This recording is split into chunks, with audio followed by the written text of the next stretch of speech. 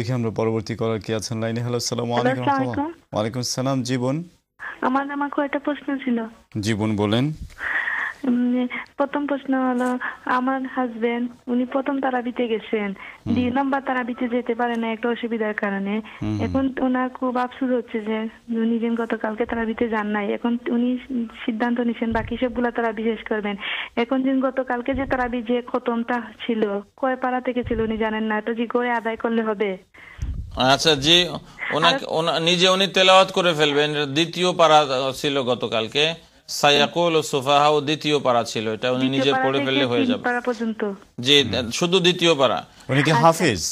আচ্ছা, জি না, হাফিজ না, বেশি তিলকার বেশি উনি নিজে পড়ে ফেলবেন আর কি। আচ্ছা, পড়ে জি ফেলবেন, এমনিতে আর পড়ে একটা ফেলবেন নামাজ পড়ে। আচ্ছা আচ্ছা, আরেকটা প্রশ্ন হলো, আমরা কি রমজান মাসে কি দিনে বাদ করা যায় রোজা রেখে?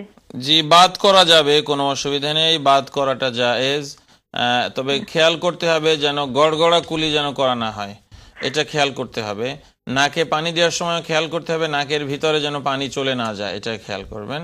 তো নর্মালি বাদ করতে পারবেন আপনি, কোনো আচ্ছা, অসুবিধা নেই। আরেকটা প্রশ্ন হলো আমার, যে যে আমরা সেপ পালাইবার সময় অনেক সময় থুতুর মধ্যে সামান্য রক্ত আসে, এটা কি রোজা নষ্ট হবে? এতে রোজা নষ্ট হবে না, তবে স্যাব আপনি বেশি ফেলবেন না। রোজা থাকা অবস্থায় মুখের মধ্যে যে স্যাব যেটা জমে, থুতু যেটা জমে, আপনি একসঙ্গে জমা না করে নর্মালি আপনি এটাকে গিলে ফেললে এতে রোজার কোনো ক্ষতি হয় না। আর আমরা আমার আমরা অনেকে মনে করি যে রোজা থেকে মনে হয় থু থু করে ফেলতে থাকতে হবে, এটা ঠিক না। কিন্তু আপনার মুখের ভিতরের জিনিস এটা ভিতরেই থেকে যাবে, কবে একসঙ্গে জমা করে আমরা যেন না গিলি। এমনিই আমরা যেমন গিলে ফেললাম তাতে কোনো রোজা ভাঙ্গে না। কেমন বোন? জি, আর আমার শেষ একটা প্রশ্ন, আমি জাকাত সম্পর্কে কিছু জানতে চাই, যে কিভাবে জি আমরা বলেন। জাকাত দেব। এটা আমি ফোন রাখার পরে আপনি বলবেন জাকাত জি সম্পর্কে। জি জাকাতটা কিভাবে দিতে হবে, কাকে দেওয়া যাবে, ওইরকম একটু আমি জানতে চাই, মানে কত পরিমাণ সুদ মধ্যে আসে আচ্ছা জাকাত আচ্ছা। সম্পর্কে। আমি ফোন রাখার পরে সেটা জি, বলবেন। ধন্যবাদ আপনাকে। আসসালাম। ওয়ালাইকুম আসসালাম। ওয়ালাইকুম আসসালাম। বোন যাকাত তো হলো আপনার আপনি নিজের সংসারের সবকিছু মেনটেন করার পরে অতিরিক্ত যেই পয়সা থাকবে, অথবা আপনার স্বর্ণের অলংকার আছে, সেভিংস আছে, গোল্ড সিলভার, এগুলোর উপরে আপনার জাকাত আসে যদি 1 বছর সময় চলে যায়।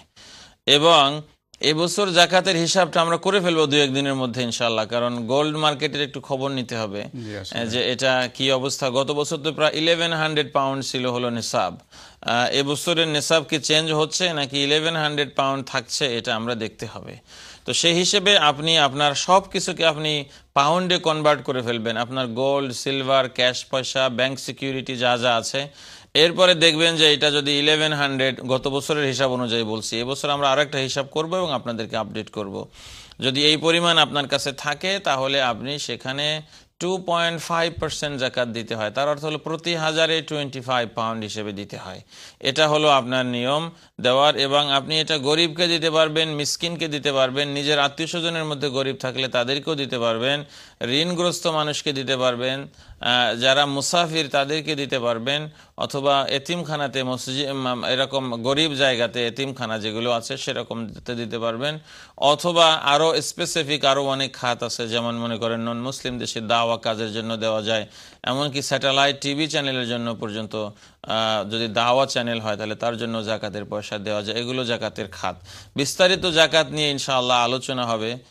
আর আমরা তো গ্লোবাল এইড থেকে জাকাত ওয়ান কনফারেন্স আবু সাইদ আনসারী ভাইয়ের নেতৃত্বে আমরা করেছি গত 16 অগস্ট। সেখানেও অনেক প্রশ্নের জবাব আমরা দিয়েছি। সেজন্য আপনার স্পেসিফিক কোশ্চেন থাকলে আপনি প্রতিদিনই তো রমাদান এসেনশিয়ালস থাকবে, মোর আনলেস আপনি জানতে পারবেন ইনশাআল্লাহ। ধন্যবাদ বোন আপনাকে আপনার ফোন করার লাইন জন্য। খোলার কথা ছিল যে জাকাত বিষয়ে যদি কোনো প্রশ্ন থাকে। আমরা এখনো এটা অ্যাক্টিভ না, আমরা হলে জানাবো ইনশাআল্লাহ, আপডেট করব অবশ্যই ইনশাআল্লাহ। আমরা পরবর্তী কলার কাছে যাচ্ছি, দেখি কি আছেন লাইনে। হ্যালো, আসসালামু আলাইকুম রাহমাতুল্লাহ। আসসালামু আলাইকুম। ওয়ালাইকুম আসসালাম। জি, কি বলছেন প্লিজ? আনসারি ভাই, আমি আব্দুর রউফ মিলন, ব্রাইটন থেকে। ও, ভালো আছেন? জি ভালো। আলহামদুলিল্লাহ। কি খবর বলেন তো? জি ভালো।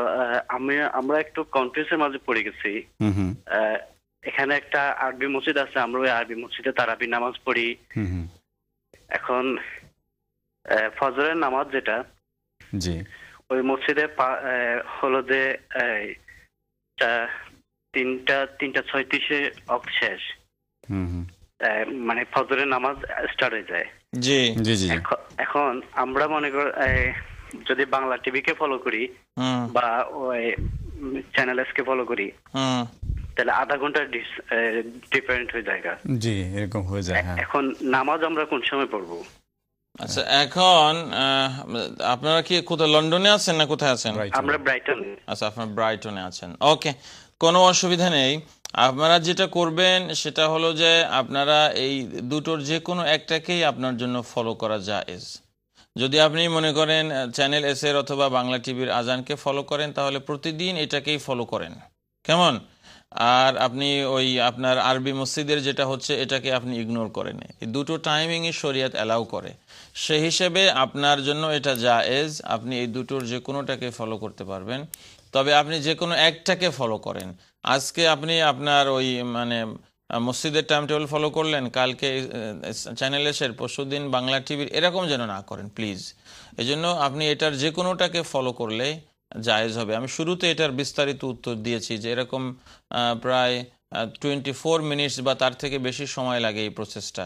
এর শুরুর টাইম নিলেও ঠিক আছে, মাঝখানে টাইম নিলেও ঠিক আছে, শেষের টাইম নিলেও জায়েজ আছে ইনশাআল্লাহ। সেই হিসেবে কনফিউশনের কোনো বিষয় নাই, আপনি যে কোনো একটাকে উপরে স্টিক করেন এবং রোজা হচ্ছে আপনার, রোজা অসুবিধা হচ্ছে না। হ্যাঁ, আপনি বলবেন যে কেউ তো ফজরের নামাজ আর্লি পড়ছে। হ্যাঁ, যারা আর্লি পড়ছে তাদের জন্য ওইটা নামাজের টাইম, কিন্তু আপনার জন্য এটা সেহরির টাইম। আমি যদি জামাতে নামাজ পড়তে চাই ওই টাইমে, তা আপনি যদি ওই টাইমে জামাতে নামাজ, তাহলে আপনি তাদের টাইমিংই ফলো করেন। আপনি সেহরি আগে শেষ করেন, আগে শেষ করতে হবে। আগে শেষ করেন, এটা আপনাকে করতে হবে। সেই হিসেবে আপনি যে কোনো একটাকে ফলো করেন এবং আপনার এটা ঠিক আছে। এটা নিয়ে যেন ঝগড়াঝাটি, মারামারি, ধরাধরি অনেকখানে হয়ে যায়, লাঠালাঠি পর্যন্ত হয় এগুলো নিয়ে, এর পর্যায়ে যেন আমি না যাই আমরা কেউ, প্লিজ। কারণ যেটাকে আপনি ফলো করবেন, ইউ আর রাইট ইনশাআল্লাহ। আল্লাহু আ'লাম। আল্লাহু আ'লাম। অসংখ্য ধন্যবাদ যারা ফোন করছেন আমাদের কাছে। দেখি আমরা নেক্সট কলারের সাথে কথা বলি। কে আছেন লাইনে? হ্যালো, আসসালামু আলাইকুম রহমতুল্লাহ। আসসালামু আলাইকুম। ওয়ালাইকুম আসসালাম রহমতুল্লাহ। আমার একটা প্রশ্ন হইল গিয়া জি খোকা। আমরা তো রেস্টুরেন্টে কাম করি না, জি জি, আমরা তো রেস্টুরেন্টে কাম করি, আপনার রোজা রাখলাম। তখন মনে হয় ইফতারের টাইমে আপনার মনে হয় যে ইফতার করা যায়, আপনার ওটা মধুর তো আমরা তো ইউজ করাম না, মানে মজুদ আতাইরা সইরা। জি তার সম্বন্ধে আমরা একটু কইবা নি, আপনার রোজার কোনো অসুবিধা হইব কিনা ওটা জানতে চাইরা। রোজা রাখলাম। আচ্ছা আচ্ছা, ঠিক আছে, শেখ মাদানি কইরা ইনশাআল্লাহ। এখন বিষয়টা হলো যে আসলে মুসলমান হিসেবে তো আমরা এই সমস্ত জায়গা থেকে কাজ আস্তে আস্তে বাদ দেওয়া দরকার আমাদের। এই বিজনেসে যারা আমরা আছি, এই বিজনেস থেকে আস্তে আস্তে আমাদের বের হয়ে আসা দরকার। এখনও যারা এই অবস্থায় আছেন, আপনি ইফতারের টাইম হওয়ার আগে নিজেকে আপনি ক্লিন করেন, আপনি ভালোভাবে ওয়াশ করেন এবং ওয়াশ করে তারপরে আপনি আসেন আপনি ইফতার করার জন্য। এই জন্য এটা নিজে, এটা ক্লিনলিনেস আমরা এটাকে মেনটেন করি, সেটার জন্য আমরা করব। এজন্য আমরা যেন রোজাকে না ছাড়ি। হয়তো কোনো কারণে আপনার এই রেস্টুরেন্টে কাজ করতে হচ্ছে, হয়তো এমন একদিন আসবে যখন আপনি এখানে কাজ আর করবেন না, কাজ ছেড়ে দিবেন। এখন আপনার অসুবিধার কারণে হয়তো আপনি এখানে কাজ আপনাকে করতে হচ্ছে, তো সেজন্য আপনি রোজা মেহরবানি করে ছাড়বেন না। স্টিল আল্লাহর কাছে আমরা তওবা করি যে আমাদের তো অন্যায় হয়ে যাচ্ছে, আল্লাহ তুমি মাফ করো, তবে আমরা এটাকে তাড়াতাড়ি ছেড়ে দিব ইনশাআল্লাহ। এই নিয়ত আমরা যেন সবাই থাকে। ধন্যবাদ আপনাকে আপনার ফোন করার জন্য। অসংখ্য ধন্যবাদ যিনি প্রশ্ন করলেন আমাদের কাছে। আশা করি বুঝতে পেরেছেন ইনশাআল্লাহ। আমরা দেখি আরেকজন কলার সাথে কথা বলছি, দেখি কে আছেন লাইনে। হ্যালো, আসসালামু আলাইকুম রহমতুল্লাহ।